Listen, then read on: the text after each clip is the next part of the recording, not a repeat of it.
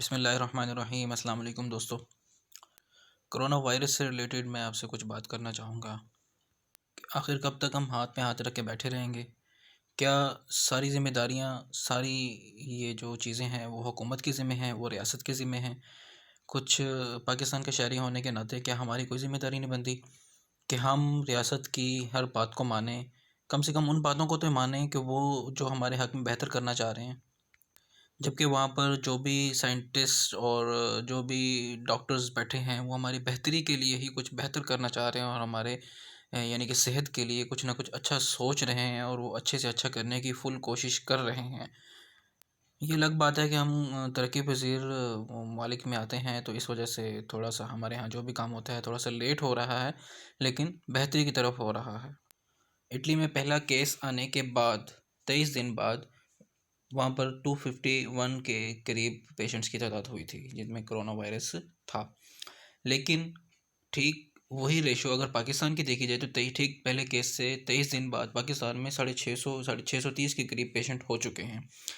لیکن سوچنے والی بات اور لمحہ فکری ہمارے لیے یہ ہے کہ اٹلی میں سب سے زیادہ ڈیتھ ریشو ہے، 251 پیشنٹ تھے اور سب سے زیادہ ڈیتھ ریشو اس ٹائم اٹلی میں ہے، اور نمبر 1 پہ اٹلی ہے جس میں سب سے زیادہ اس ٹائم تک اموات ہو چکی ہیں۔ اگر سیم ہم اسی سچویشن پر پاکستان کو رکھیں تو 630 کے اگر اندازہ لگا لی جائے تو صورتحال بہت بھیانک اور بہت خوفناک نظر آ رہی ہے۔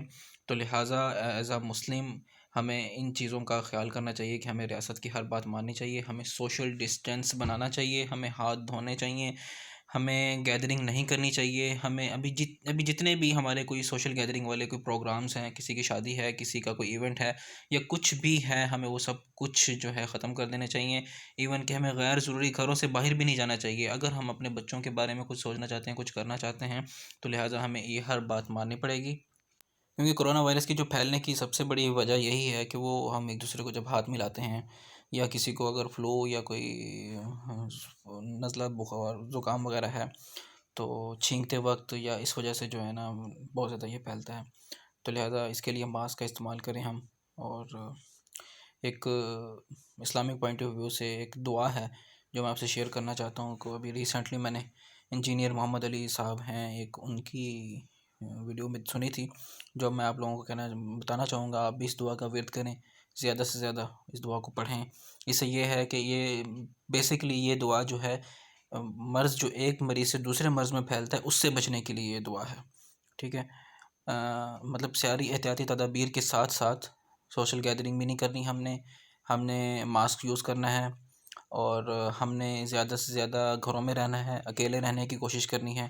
ان سب چیزوں کے ساتھ ساتھ ہم نے یہ دعا ہے جو میں آپ سے شیئر کر رہا ہوں۔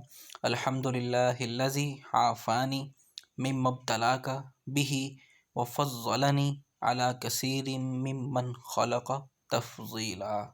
دوبارہ اس دعا کو پڑھ رہا ہوں۔ الحمدللہ الذی عافانی مما ابتلاک بہ وفضلنی علی کثیر ممن خلق تفضیلا۔